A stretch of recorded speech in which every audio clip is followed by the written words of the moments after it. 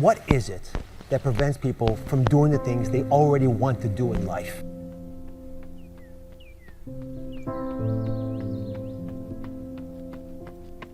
The most basic answer, I'm sorry it's so simple, but it's true, it's fear.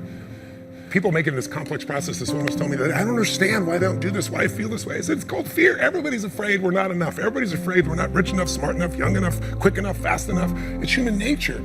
But the secret is to do it anyway. I know that sounds so simplistic. My work when I'm working with somebody is showing how to condition themselves, like building a muscle, so that you take action first, automatically. Because if you don't do that, it's hard. You lose momentum. It's like, how do I get started? Where do I go? Do anything to start the process of moving forward rather than let fear stop you.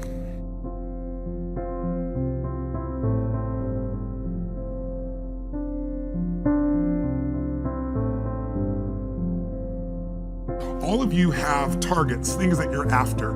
If you're gonna get a new result, if you're gonna grow your business, if you're gonna be able to support your mom, if you're gonna get rid of the anxiety, if you're gonna be able to overachieve and not have all that fear inside of you, you obviously need to get a new result. You're gonna have to get new action. You don't get new results with old actions doing the same thing. Exactly. What human beings can do is amazing. What they will do is usually disappointing. It's not because we're not capable of it, it's because we don't have new actions because we get in certain emotional states that dominate us, like anxiety, like fear of failure, right? Like the fear of the loss of your mother as an example. So if you're in a state of fear, you're gonna behave very differently and get very different results than if you were in a place of being courageous or bold or warm or connected or playful, any of those. So the most important key to changing your life in any situation is to change results, you gotta change behavior, but to change behavior, you gotta change the emotional state you're in.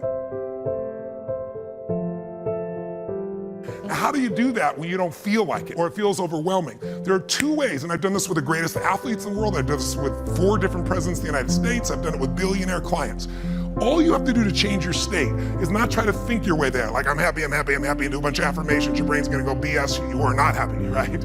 What you need to do is make a radical change in the way you use what we call your physiology. It's a big word, it just means the way you use your physical body. I've taught this for 40 years, and about 3 years ago, Harvard finally did a study where they proved what I did worked, and they called it these power positions. And what they showed was if you stand, everyone can try this, stand up just for a moment if you want, everybody at home can try it as well. So do something really silly. Put both your hands on your hips like Wonder Woman or Superman or that stuff, right?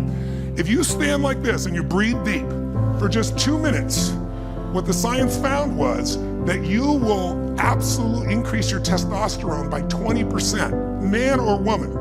You'll drop your cortisol, which as you know is the stress hormone, by 22%, and you're 33% more likely to take action if you wouldn't have before because fear would have stopped you. Now, I don't have people just stand like this. I have people move, use their voice, make radical changes in their body. You'll feel it after 2 minutes. Or, somebody who's, puts their arms back like this and their feet up, that'll produce the same state. It produces more certainty in you, and that certainty gets you to take different actions. So if you are in a situation, you think of the worst scenario, your mom dying, no, my business goes under, I never achieve at the level I need to, all the things I have anxiety about, the minute you focus on them, you go into those states of fear, and then you behave fearful, and you get lousy results. And when you get lousy results, what does it do to your brain? You go, see, I told you I couldn't do this. It becomes this negative loop.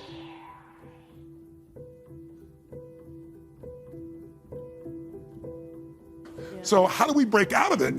We change our focus by asking better questions. Answer this question in your mind. What is it in your life that you're proud of? If there's something you could feel really proud of right now by focusing on it, your children, yourself, something you accomplished, you did, how many can think of something you could feel proud of? And I don't mean fake pride, ego pride, like where you're making things up. I mean, well, you really did something you're proud of. Good. Right now, close your eyes and focus on how it feels when you're really proud. Focus on that moment you're proud of. How do you breathe when you feel really proud? And if you're a little kid, what happens to your face when you're really proud? You don't hide it, right? There's that big smile on your face. Think of something that you could be really grateful for or excited, pick either one. Something you could be grateful for, a person, a moment, or something if you wanted to that you could be excited about. Let's use excited for a moment. How many can think of something in your life that if you focused on it, you could feel excited? All right, close your eyes. And just for a moment, all we're doing is changing your focus. Focus on what could excite you. Feel like it's really happening. Your mom's healing, you break through in the business, you're achieving the level you want. Anxiety is rid from my life. I'm on charge, I'm on top of it. How do you breathe when you feel really excited. Yeah. So if we change the state you're in, just by changing our focus or the way we use our bodies, it's got to be a radical change, right? Here's my question for all of you. If you focus on what you want, life has probabilities, there's no guarantees, but you increase them when you change your state. And that's really what this is all about. Learning to change your body and learning to change your focus.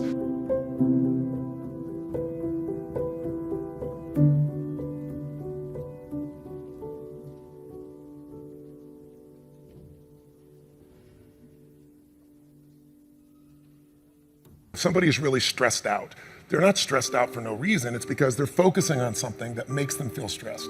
They often, when they're focusing on it, it changes the body. You start to feel tight. You start to feel a certain way. And then they use language like, I don't know what to do. Why am I so overwhelmed? So if we change what we focus on, if we change the way we use our body, if we change our language patterns, we'll instantly feel different. Think of how do people use their body when they're worried versus when they're excited. Yeah. If you learn to use your body first, use your focus first, you can literally change how you feel in moments, and then you develop new habits where you start to feel good all the time, and it isn't some phony fake pump up. It's literally the way you've conditioned your body. Just like being fit as an athlete, you want to be emotionally fit. When you're not sure what you're going to do, you're going to hesitate, and hesitation kills momentum. And momentum is what makes a sports team win. It's what makes an athlete, a business person win. When you get momentum, it's like takes enormous energy to get a rocket out of our gravitational pull of the Earth. But out of the solar system's easy. Once it has momentum, it takes less fuel, less energy. Starting a relationship, starting a business, changing your body, it takes so much in the beginning. But once you get going, it's actually really easy. We all have a need for certainty. We have a need to know that we can avoid pain, that we can be comfortable. Some people do that when they're stressed by smoking. Some people work out hard to deal with it. Some people eat to try to get that comfort back. If you were certain every moment of your life, you knew what people are going to do, when they're going to do it, how they're going to do it, you'd be bored out of your mind. So we also need uncertainty. If you have too much uncertainty, you freak out. If you have too little, you feel bored out of your mind. And you can get uncertainty or variety by a great conversation, by making love, by taking on a new job or a new career, a new opportunity. You get a million ways. The question is, do you meet your needs in ways that are positive or negative? Because sugar will make you feel good in the moment, but you feel good long term. Smoking a cigarette will make you comfortable and certain.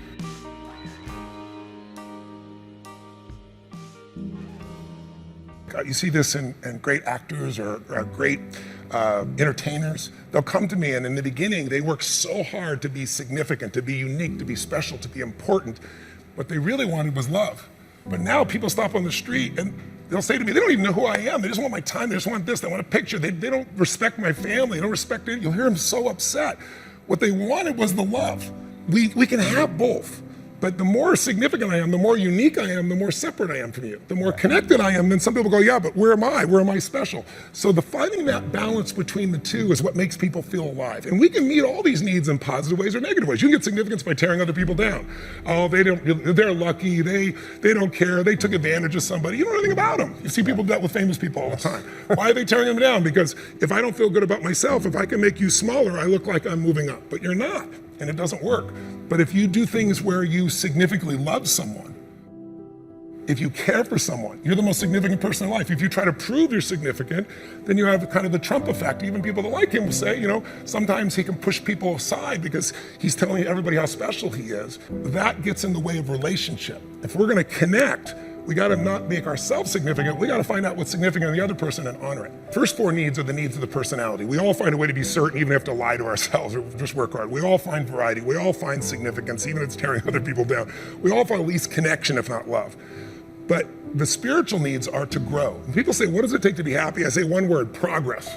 If you're not there yet, but you are starting to make some progress in your body, or progress on your relationship, or progress on your career, your finances, you're gonna feel good. And when you achieve it, how long do you feel good for? Not very long, because when you achieve it, you stop growing, you kind of celebrate, nothing wrong with that. But how long after you get that thing you wanted are you happy? A week, a month, a year? Almost never a year. It's a short time, and the reason is we're not supposed to just sit there at the table of success and celebrate for years. We need to grow to feel alive, and everything in the universe grows or it dies. But when we grow, we have something to give. And when we give, people often say human beings are selfish. I've been selfish, I'm sure you've been at times, but that's not my core and it's not anybody's, and I'll prove it to you. When you're having, all of you at home and all of you here, when you have something great in your life that happens, you learn something, you experience something beautiful, what's the first thing you want to do? Tell people. Share somebody you love. Why? Because when you share with it, it expands. See, pleasure is something coming in from the outside. Happiness is something inside you that you share. And happiness is what people really want. Pleasure, you can get pleasure from alcohol or anything, but some people, it's all about me. When you're taking what's inside yourself because you've grown and you're giving to someone you love, your children, a friend, a girlfriend, boyfriend, a coworker, anybody, there's an aliveness you can't feel by yourself. There's only so much pleasure you can feel. Happiness and joy comes when that expansion is shared.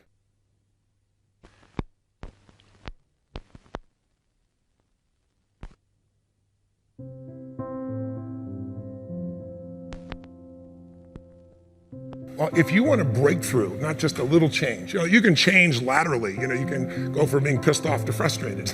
Right. Doesn't help you much, right? But if you really want to change, most people are trying to change. Say you want to lose weight, and they want to make money. They go, how do I do it? They look for the strategy. But I'd like you to think of 3 S's. Strategy is where most people go first. Like, how do I do it? But how hard is it really truly to be fit and have energy? It's not that complex. It's not like reserved for the 1% or expensive to learn. You have to interrupt, you have to hide from the answers to those things. The real problem is the second S, story.